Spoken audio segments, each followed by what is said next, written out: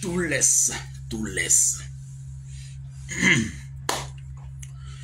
Bonjour, bonjour, mesdames et messieurs. Soyez salués.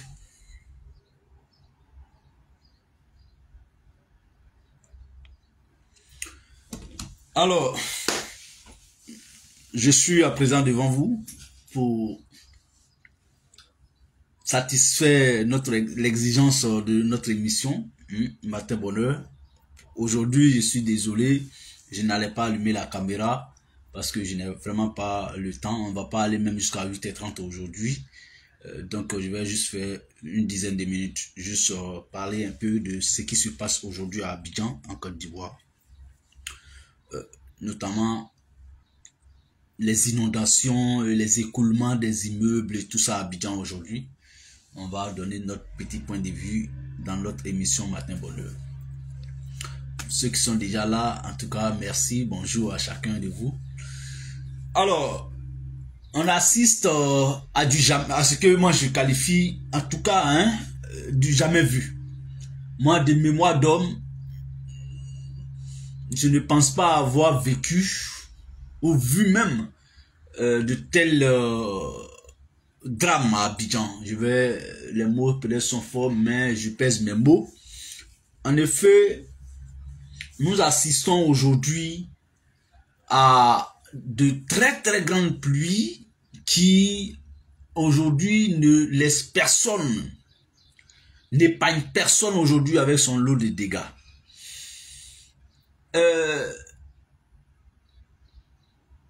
On a vu à Abidjan, l'état de Côte d'Ivoire s'apprend en tout cas au quartier dit précaire à Abidjan pour déguerpir tout le monde. Pour éviter à ceux-ci, je vais dire, des pertes en vies humaines. Et la cause c'était parce qu'il fallait prévoir ce qui vient d'arriver, de se passer à Abidjan, c'est-à-dire des fortes pluies qui étaient annoncées. Effectivement, c'est aujourd'hui une réalité en Côte d'Ivoire, à Abidjan notamment. Et ces 2 derniers jours ont été très difficiles pour les populations abidjanaises. Je profite pour m'incliner devant la mémoire de ceux qui ont perdu la vie et présenter mes condoléances aux différentes familles éplorées, prompt rétablissement aux blessés. Mais j'ai aussi constaté quelque chose de très étrange. C'est que ces inondations n'ont même pas épargné les quartiers dits ou bien les zones dites sans risque. J'ai vu des zones à Abidjan qui ne sont pas des quartiers précaires, mais qui ont été sauvagement inondés. Et des immeubles se sont effondrés dans ces zones-là, qui ne sont pas forcément des quartiers précaires. J'ai vu même l'aéroport, une partie de l'aéroport inondée. À moins qu'on m'apporte les preuves contraires. Oui, j'ai vu des quartiers comme Cocody, Angré, des quartiers luxueux, en tout cas, je les ai vus sous, en tout cas, l'emprise de ces pluies diluviennes. Comment est-ce qu'on doit expliquer ça? Vous savez, c'est vrai, je peux comprendre ceux qui estiment qu'on a tout politisé. Moi, je peux les comprendre. Parce qu'effectivement, quand un acteur politique parle de quelque chose net, on dit c'est politisé. Ah, il veut mettre ça dans la politique. C'est ce qui fait aussi que nos gouvernants sont muets, veulent pas voir ce qu'on critique, veulent pas se rendre à l'évidence. Parce qu'ils se disent que, bon, eux, ce sont les opposants. D'ailleurs, même, ils connaissent quoi? Ils connaissent quoi plus que nous? Allez-y voir le tunnel d'Abobo. Le tunnel d'Abobo, ce n'est pas seulement inondé. Parce que l'inondation de ce tunnel-là pouvait venir à travers, c'est-à-dire, parce que c'est un trou. Donc, la pluie pouvait descendre dans le trou et puis... Mais, regardez, comment dirais-je, la dalle qui sert de tunnel, qui protège le tunnel. Mais l'eau sort par là. J'ai vu une vague d'eau traverser ça pour descendre dans le tunnel. En tout cas, ça c'est pas quartier précaire. J'ai vu un reportage sur la Y4, c'est ça non? Ou bien le Y4, ça dépend. Ou c'est Y combien déjà là? Mais ça, ce n'est pas des zones à risque qui devraient être déguerpies. Est-ce que si aujourd'hui Abidjan a été sauvagement inondé de cette façon, est-ce que quelque part les travaux, les grands travaux engagés aujourd'hui dans la ville d'Abidjan n'ont pas un effet, n'ont pas un lien, un rapport avec cette inondation ou bien ces dégâts-là? C'est une question que je pose. Parce que si on s'était arrêté sur les quartiers précaires, les Boribana, les Mosikro, on allait dire, bon, vraiment, voilà ça, hein. Je serais aussi honnête en disant que ces quartiers ont été déguerpis. Nous, on a condamné la forme de ces déguerpissements-là. Nous avons condamné la forme et non le fond. Pourquoi j'ai dit nous, on a condamné la forme? Et on continue de condamner ça. Ce n'est pas joli. Surtout en saison pluvieuse. En pleine année scolaire. Rien, je dis bien, absolument rien, ne devrait justifier cette barbarie de la part du ministre-gouverneur à Abidjan. Je prends le cas de Port-Boué. Le quartier vers l'abattoir qui a été déguerpi tout récemment. Moi, j'ai écouté une déclaration des autorités du district d'Abidjan qui disent que maintenant, c'est maintenant, ils vont aller chercher un terrain, construire le terrain et ensuite procéder progressivement au, je vais dire, relocalisation, relogement de ceux qui ont été déguerpis à Port-Boué. Bon, pourquoi commencer par où on devrait terminer? Dans le processus de déguerpissement, c'est le déguerpissement en lui-même qui doit être la phase finale. Parce que ça doit être un processus. C'est une procédure, c'est-à-dire il faut partir d'un point A à un point B ou bien un point Z en passant par les différents autres points. On ne peut pas venir déguerpir quelqu'un sous le prétexte que non, ils avaient été dédommagés, ils ne sont pas partis. Le gouvernement est responsable. J'ai fait un débat la dernière fois avec des gens qui justifiaient ça. On leur donne l'argent, ils ne vont pas.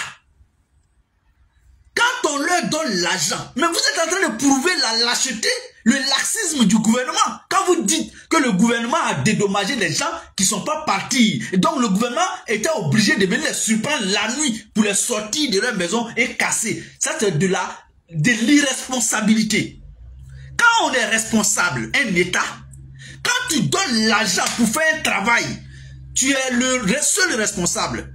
Tu es la garantie de ce que ce travail a été fait ou pas. Parce que l'argent du contribuable, on ne sort pas ça comme ça et puis dormir.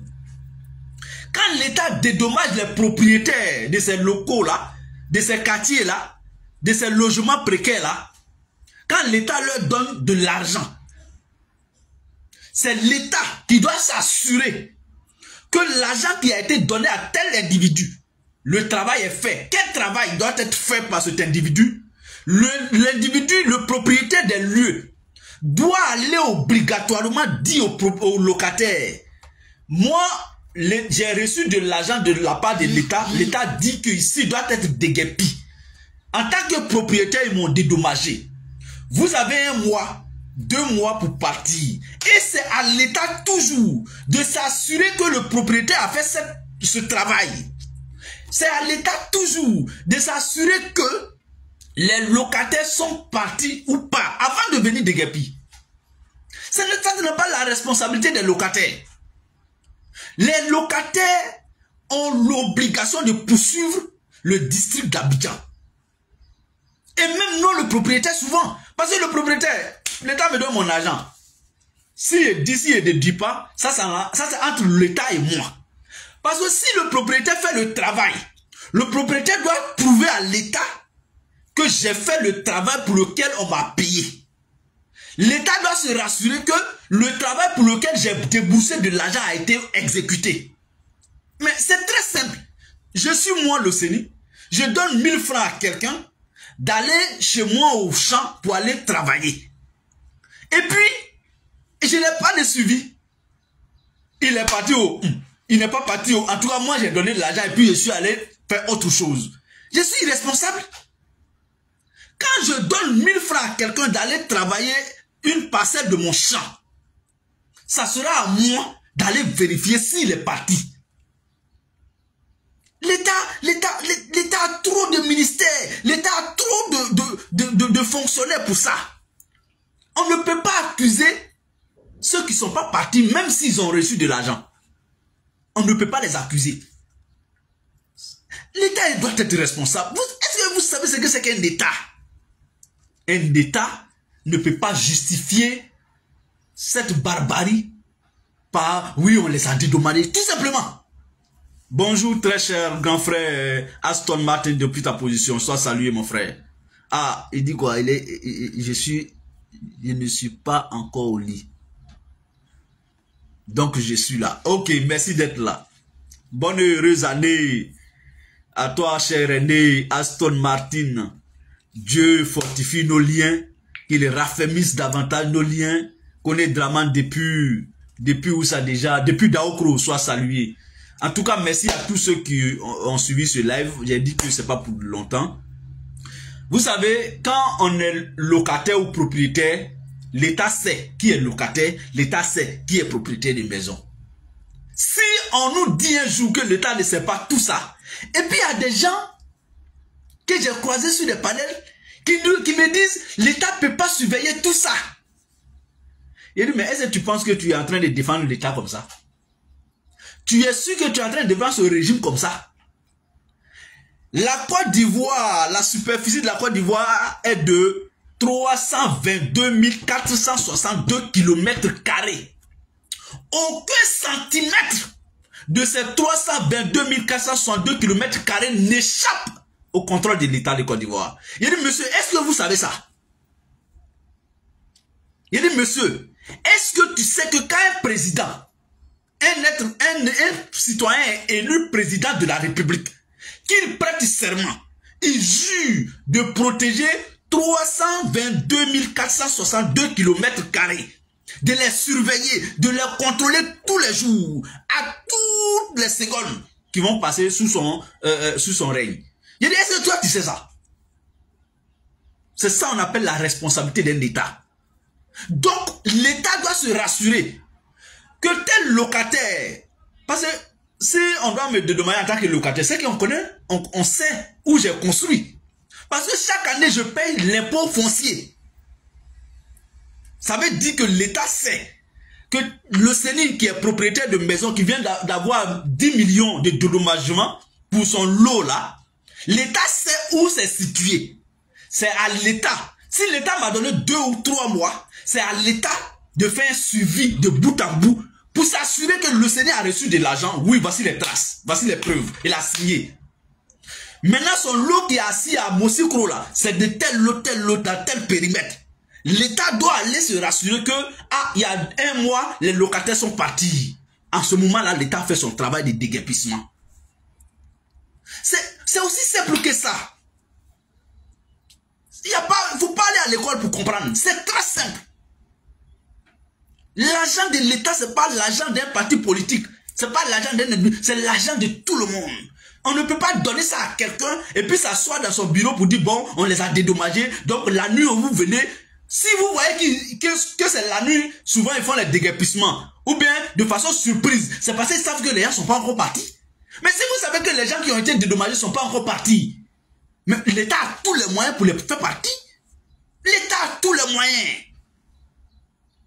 Donc, vraiment, en tout cas, ce qui se passe dans ces 2 temps à Abidjan, c'est déplorable.